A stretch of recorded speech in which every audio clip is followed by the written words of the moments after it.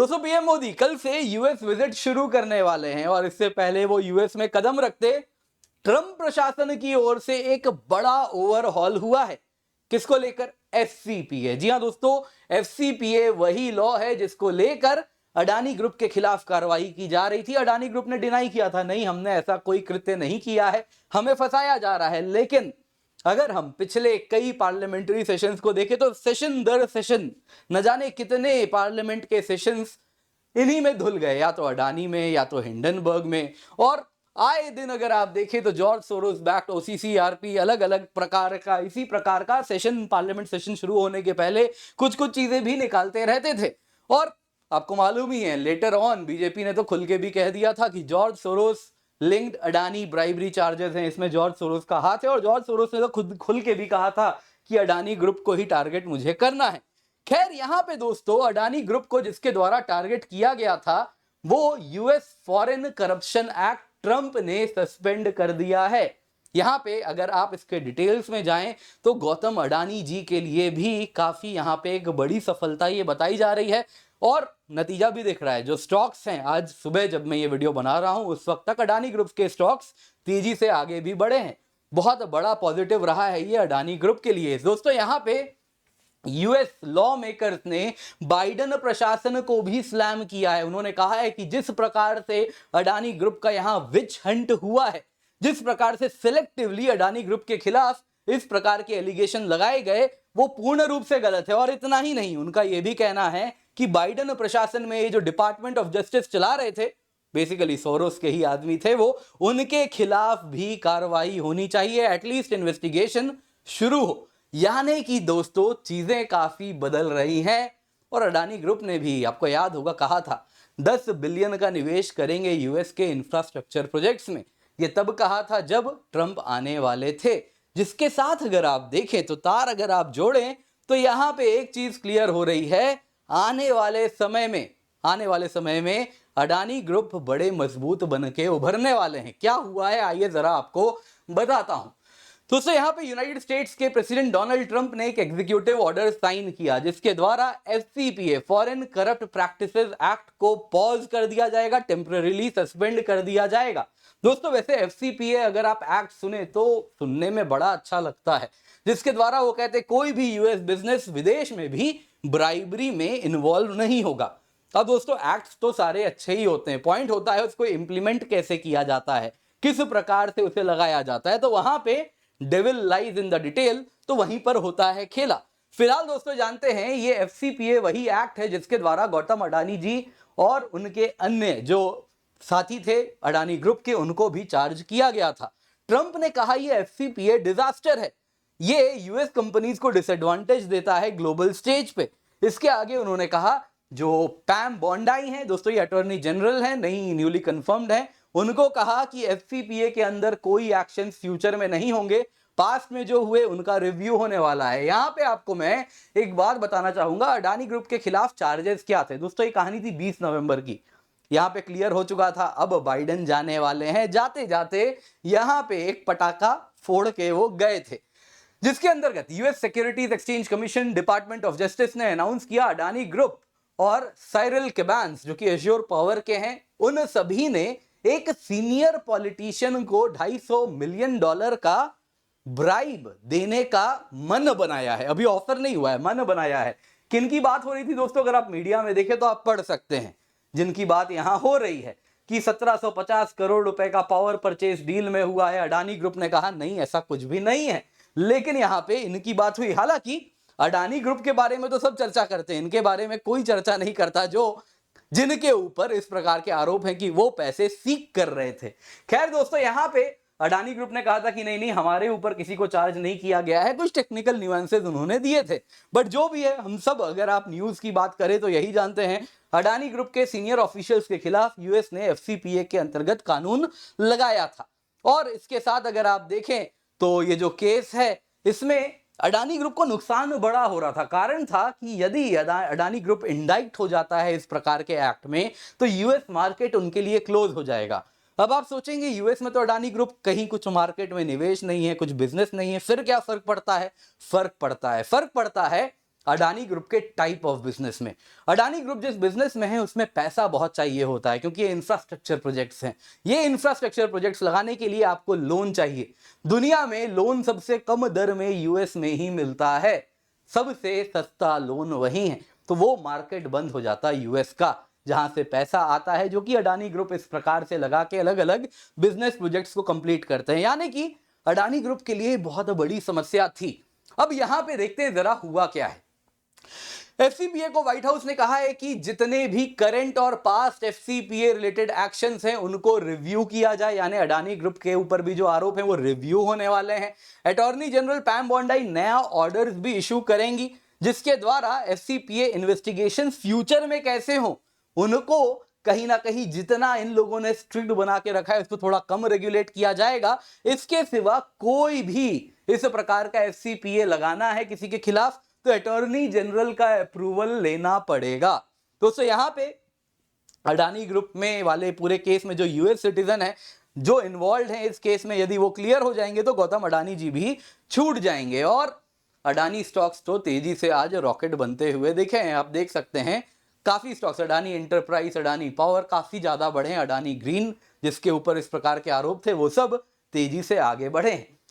दोस्तों एफसीपीए एक US tool for interference बन गया था। देखिए on the face of it FCPA बड़ा अच्छा कानून है। वो कहता है कि फॉरेन गवर्नमेंट ऑफिशियल्स को आप ब्राइब नहीं करेंगे। क्या ब्राइब है तो वो कहता है कि आप कुछ भी एनीथिंग ऑफ वैल्यू ऑफर कर रहे हैं या फिर फ्यूचर में कह रहे हैं कि हम ऑफर करेंगे, तो ये सब ब्राइब की कैटेगरी में डालते हैं। सुनने को बड़ा अच्छा लगता है, सही बात है, होना भी चाहिए। तो ट्रंप ये नहीं कह रहे कि मैं ये एक्ट ही हटा रहा हूं, इसको वापस से रिव्यू किया जाएगा, रिफॉर्म किया जाएगा। यहां पे दोस्तों दिक्कत क्या है इसमें, एफसीपीए वायलेशंस अगर आप देखें तो यूएस की टेरिटरी के बाहर होने वाले एक्ट को भी कवर करता है। अडानी ग्रुप का ही केस देख लीजिए, उसमें जो एलिगेशन है कि ये जो एलिजेड एक्ट होने वाला था, हुआ नहीं था, होने वाला था, वो भारत में होने वाला था। जो कंपनी इन्वॉल्व है वो भारत की है, जो पॉलिटिशियंस इन्वॉल्व हैं वो भारत के हैं। तो यूएस में क्यों कार्रवाई हो, ये केस अगर खुलना चाहिए तो भारत के कोर्ट्स आर वेरी कॉम्पिटेंट, वहां पे होना चाहिए, लेकिन वहां पे नहीं होगा। यूएसए इंडियन सिटीजन को, इंडियन कंपनीज को प्रोसिक्यूट करेगा, तो हम कैसे यूएस के जस्टिस सिस्टम के ऊपर भरोसा करें? क्यों आप इसको किसी ना किसी तरीके से कलर्ड तरीके से यूज ना कर रहे हो, हम ऐसा क्यों मान के चलें? हम तो अपनी जस्टिस सिस्टम पे भरोसा करेंगे। तो यहां पे एक प्रकार का ये फॉरेन इंटरफेरेंस का टूल था, क्योंकि बड़ा ही सिलेक्टिव अप्रोच था। चाइना की कंपनीज आए दिन उनके ऊपर एफसीपीए की कार्रवाई कभी आप नहीं सुनते थे। वो जिस प्रकार से बिजनेस कर रहे हैं, विदेश से पैसा ले रहे हैं, जबकि हम सब जानते हैं चाइना की कोई कंपनी प्राइवेट नहीं है, they all have links with the government, सब में कट जाता है, कमीशन जाता है कम्युनिस्ट पार्टी ऑफ चाइना को। लेकिन यहां पे इस प्रकार से सिलेक्टिवली इसको इस्तेमाल किया जा रहा था। इसके पीछे बीजेपी का तो कहना है सोरोस का हाथ है। अब कहीं ना कहीं अडानी ग्रुप को ही क्यों टारगेट किया जा रहा था? अडानी ग्रुप दोस्तों जिस प्रकार से अपना ग्लोबल फुटप्रिंट बढ़ा रहे थे, उससे चाइना को बड़ा नुकसान हो रहा था। जिस बिजनेस में चाइनीज कंपनीज थे उसमें अडानी ग्रुप घुस रहे थे। हाइफा पोर्ट इजराइल में, कोलंबो पोर्ट श्रीलंका में, तंजानिया में पोर्ट, वैसे ही आप देखें तो एयरपोर्ट्स वियतनाम में बनाना है, पोर्ट फिलीपींस में बनाना है, ये सब स्ट्रैटेजिक नेचर के, कोई आईमेक कॉरिडोर पे है तो कोई साउथ चाइना सी में है। जिस तरीके से इंडियन एजेंसीज को भी एक फुटप्रिंट वहां पे मिलती है, तो दरअसल चाइना के पेट में तो दर्द होना ही था। दूसरा आप देखें, मैं आपको टिप ऑफ द आइसबर्ग दिखा रहा हूं। अडानी ग्रुप ने commercial output of wafers and ingots for solar power शुरू कर दिया है। सोलर, अगर आप पढ़ेंगे भारत का इंपोर्ट चाइना से क्या हो रहा है तो जरा पढ़िए सोलर मॉड्यूल्स कितने इंपोर्ट होते हैं वहां से। अडानी ग्रुप ने प्रोडक्शन ऑफ वेफर्स इनगॉट्स शुरू किया है और पॉली सिलिकॉन 2027-2028 से शुरू हो जाएगा। चाइना के ऊपर जो निर्भरता है वो खत्म हो जाएगी। तो डेफिनेटली अडानी ग्रुप को टारगेट करने से चाइना का काम आसान हो रहा था और दिक्कत भी हो रही थी बहुत ज्यादा लोगों को अडानी ग्रुप के आगे बढ़ने से। तो यही चीज अगर आप देखें तो यूएस में भी ट्रंप प्रशासन में आइडेंटिफाई किया गया है और बाइडेन के खिलाफ बैकलैश आ रहा है।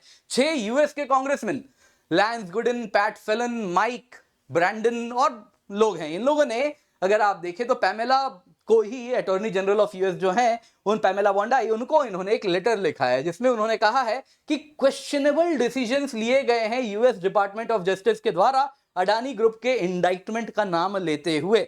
उन्होंने कहा इससे भारत के साथ रिश्ते ना सिर्फ खराब होते हैं बल्कि ये जो डिसीजन है ये बड़े ही सेलेक्टिवली लगाए गए हैं, जिसके द्वारा आप अमेरिकन इंटरेस्ट के खिलाफ जा रहे हैं और भारत के साथ रिश्ते खराब हो रहे हैं। इतना ही नहीं, यहां पे इन्होंने क्लियरली बाइडेन प्रशासन के ऊपर उंगली उठाई है। इन्होंने कहा एक डिसीजन लिया गया अडानी ग्रुप के खिलाफ जिसमें आपने उनके एग्जीक्यूटिव्स को टारगेट किया, वो इंडिया में बैठे हैं, एलिगेशंस जो लगाए गए हैं वो इंडिया की कंपनी है, इंडिया के ऑफिशियल्स हैं जिन पे एलिजेडली जिन्होंने ब्राइब डिमांड किया है या प्रिपरेशन स्टार्ट हुई थी ब्राइब देने की, तो ये सब कुछ इंडिया में लोकेटेड है। तो यहां पे आपको ये केस इंडियन अथॉरिटीज को डिफर करना चाहिए था, लेकिन आपने वो नहीं किया, इंडियन अथॉरिटीज को नहीं दिया। बाइडेन के डिपार्टमेंट ऑफ जस्टिस ने जाने के पहले ये केस जो भारत को दे देना था वहां पे, यहां पे अगर आप देखें तो इन्होंने इंडिया के कंपनी के एग्जीक्यूटिव्स को इंडाइट किया, जिसमें अगर आप पूरे केस को देखें तो यूएस के इंटरेस्ट को तो कहीं से भी नुकसान भी नहीं हो रहा था। कांग्रेसमैन का कहना है ये कंपेलिंग रीजन है जिसके द्वारा हम देख रहे हैं कि इंडिया जैसे देश के साथ हमारे रिश्तों को जानबूझ के कॉम्प्रोमाइज किया गया था बाइडेन के द्वारा। ये तभी हो सकता है जब कुछ एक्सटर्नल फैक्टर्स का यहां पर खेल हो रहा था। हम आपको रिक्वेस्ट करते हैं आप इन्वेस्टिगेट करें बाइडेन के डिपार्टमेंट ऑफ जस्टिस के कंडक्ट को। हम अप्रिशिएट करेंगे जितने भी रिकॉर्ड्स हैं इस मैटर के वो खोले जाएं और कोऑर्डिनेटेड एफर्ट्स किए जाएं ताकि बाइडेन प्रशासन के बाहर वो कौन सा हाथ था जो इनको चला रहा था उसका पर्दाफाश हो। दोस्तों यहां पे बाइडेन के लिए समस्याएं बढ़ रही हैं। दोस्तों यहां पे बाइडेन और सोरोस दोनों ने ही पूरे के पूरे डिपार्टमेंट ऑफ जस्टिस को वेपनाइज करके रखा है। ये मैं नहीं कह रहा, आप अमेरिकन मीडिया देख सकते हैं।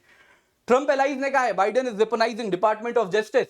आप देख सकते हैं यहां पे उनका जो इंडाइटमेंट हुआ था, उनका जो अगर आप देखें ट्रंप के खिलाफ जो केसेस लगाए गए थे, लगाने वाले जैक स्मिथ जो कि स्पेशल काउंसिल थे जो कि ट्रंप के खिलाफ कैपिटल हिल वाला केस रन किए थे, दो उनके खिलाफ केस रन किया था, वो सब जैक स्मिथ जो कर रहे थे वो एंटी ट्रंप स्पेशल काउंसिल ओबामाज और सोरोस के साथ उनके किस प्रकार से तार जुड़े हुए हैं। यहां पे दोस्तों सोरोस ने ये जो मैप आप देख रहे हैं, इतने सारे प्रोसिक्यूटर्स हैं जिनको चुनाव लड़ने के लिए सोरोस ने पैसा दिया है। पिछले 10 साल में $50 मिलियन सोरोस ने खर्च किए हैं केवल और केवल यूएस डिपार्टमेंट ऑफ जस्टिस में प्रोसिक्यूटर को अपने आदमी को बैठाने में। और इसके साथ अगर आप देखें तो ये जो प्रोसिक्यूटर्स हैं ये आज 1 in 5 अमेरिकन को रिप्रेजेंट करते हैं और ये सभी के सभी pro criminal anti police policies को प्रमोट करते हैं।